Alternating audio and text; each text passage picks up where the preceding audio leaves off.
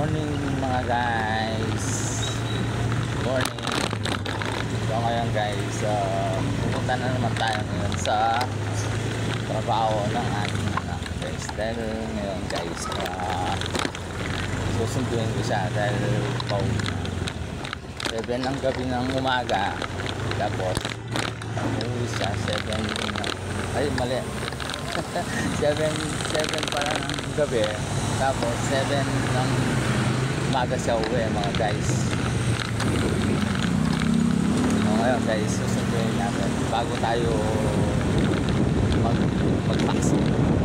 Vaccine, driver vaccine mga guys.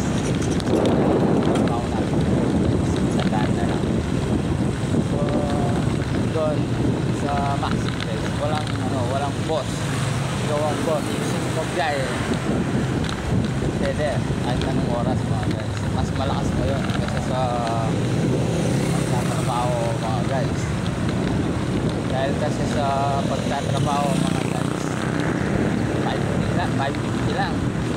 So pagmamaxing mga guys, punta ka ng 1.5, 1.2 ganyan mga guys. Isang araw ha, kasi pag ka lang mag-drive ngayon, ganito na lang ang trabaho ngayon guys. Mamaxing na lang ako ngayon bago ako mag-maxing mga guys. Ito na yung anak ko pangalawa dahil pauwi dito rin siya sa TikTok. Malapit naman ano na itatid ko yung